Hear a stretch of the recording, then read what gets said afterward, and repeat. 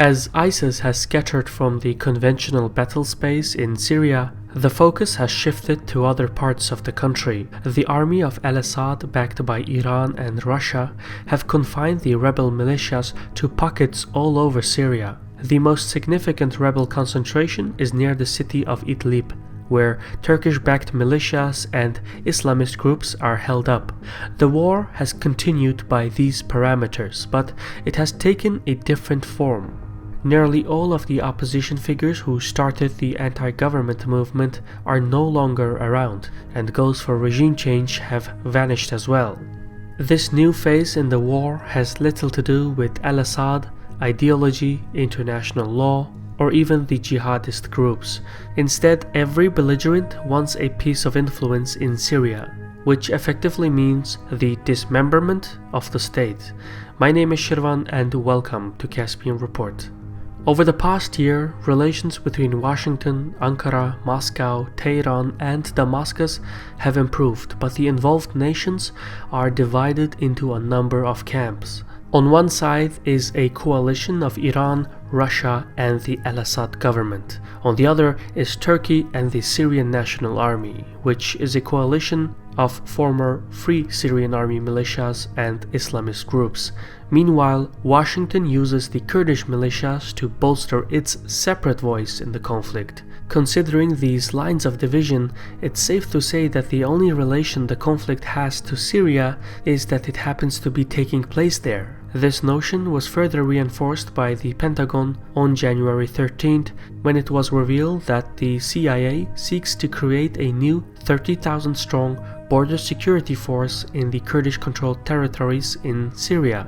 The official mission is to prevent ISIS from regaining a physical presence in the region, but in truth, Washington hopes to retain a significant voice in the conflict. The fact of the matter is that the Kurdish militias occupy Syria's finest agricultural land, and the Kurdish-controlled Tabqa Dam on the Euphrates provides half of the country's energy output. Since the Syrian-based Kurdish militias are dependent on the United States, it means that Washington can dispossess Syria of capital and energy resources.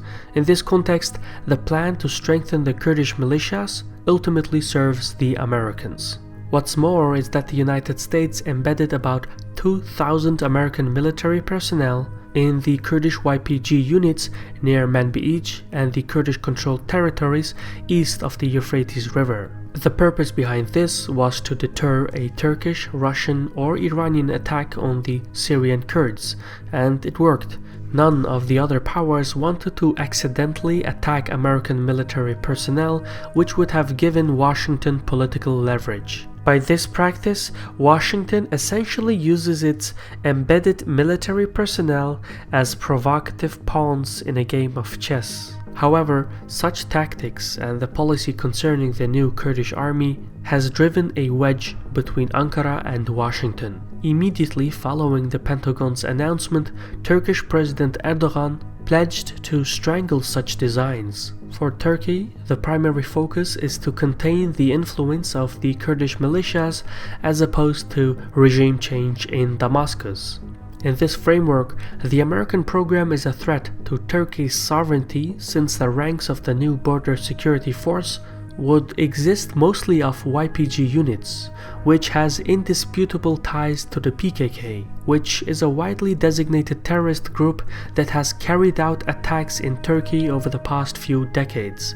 So, Turkish policymakers fear that a strengthened YPG presence in Syria could harbor PKK members who seek to launch attacks into Turkey. These concerns are valid in their own right. For instance, the YPG-controlled Afrin enclave in northwest Syria is in close proximity to Turkey's densely populated regions of Gaziantep and Hatay. So, considering the facts on the ground, the government in Ankara does not want the PKK and YPG to gain more ground, which is why the Turks recently launched an assault on Afrin. This unusual turn of events displays just how much the status quo has changed over the years.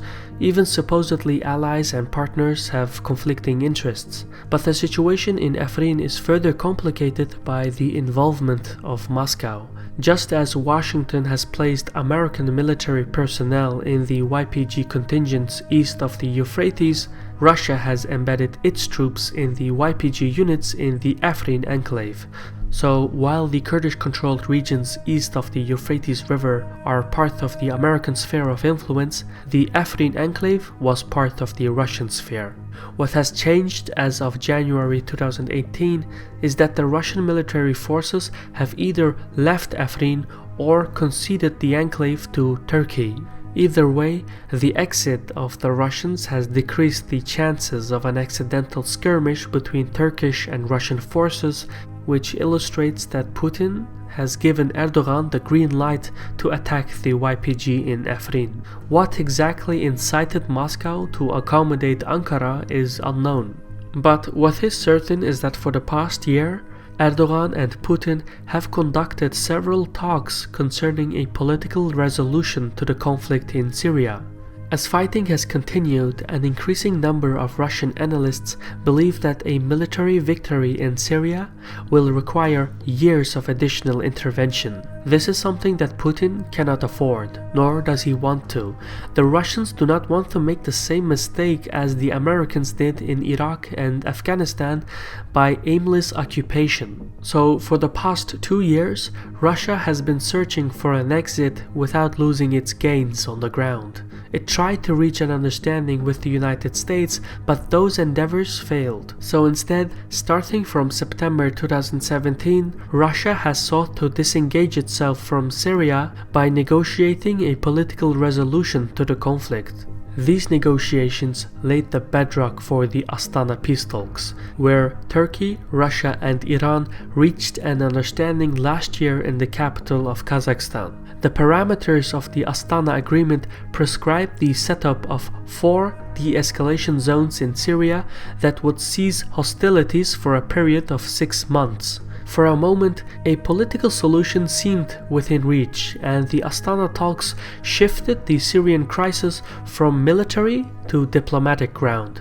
In anticipation of this, Putin visited the Russian airbase in Syria, where he proclaimed the imminent retreat of Russian forces. However, as is the case with all coalitions, the more members there are involved, the more tedious the political proceedings become. First, there was disagreement over Turkey's right to station its forces in the Idlib region, and whether the Turkish-backed Islamist militias counted as terrorist groups that would continue to be targeted by the other powers. Second, the government in Tehran disagreed over the size of the Idlib de-escalation zone. More to the point, Iran was not really interested in a negotiated stalemate because it sees Syria as an essential part of its geopolitical policy. The Iranians have also committed far more resources to the Syrian war effort than the Turks and Russians. For instance, while Moscow has shown support in the form of air power and diplomacy, Iran by comparison has mobilized thousands of its proxy militia fighters to enhance the ranks of al-Assad's forces. Tehran has also helped to keep the Syrian economy afloat by financial means. So unlike the Russians, Iranian policymakers are committed to a complete military victory in Syria regardless of the costs. This divergence in interests is similar to the Turkish-American policies on Syria, and just as Washington and Ankara undermine one another, Tehran also undermined Moscow's peace efforts. More specifically, in early January, while the Russians and Turks were negotiating the finer details of the Astana ceasefire, Iranian-backed proxies and al-Assad's elite forces derailed the peace talks by striking the agreed-upon de-escalation zone in Idlib. At the same time, some Turkish-backed rebel forces also breached the Astana ceasefire. For instance, Hayat Tahrir al-Sham, which is the most dominant militant group in Idlib, whose core elements are part of al-Qaeda, refused to abide by the ceasefire and launched offensive operations on al-Assad's forces near the city of Hama. In the same period, a swarm of unidentified satellite-guided drones attacked the Russian airbase in Syria, which was another breach of the ceasefire. Initially, blame was cast on Turkey, but Putin later clarified that the Turks were not the perpetrators. To this day, it's still unclear who was behind the drone attack. For all its shortcomings, the Astana ceasefire was the biggest diplomatic breakthrough in the Syrian war in years. But the recent Iranian breach of the ceasefire, the drone attack on the Russian airbase, the American setup of a new army, and the Turkish military operation in Afrin has reignited the conflict and brings out the contradicting policies out in the open. The unfortunate truth is that fighting ISIS was the easy part. Everyone agreed that it was a common enemy. But now that the group has dissipated as a conventional fighting force, all the major powers have different objectives in Syria. Russia is more concerned about its own reputation and would prefer the government in Damascus to remain independent. Iran, however, wants al-Assad and the local proxies to remain dependent on Tehran. Meanwhile, Turkey wants to keep the Kurdish militias at a distance from its densely populated regions, and at the same time, the US government wants to use the Kurdish groups to prevent a single faction from dominating Syria.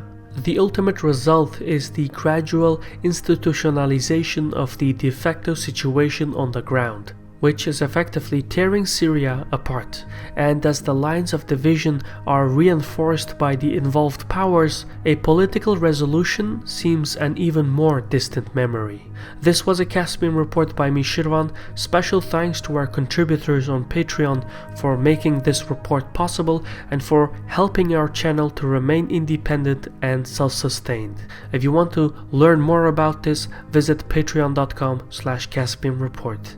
In any case, thank you for your time and Sarol.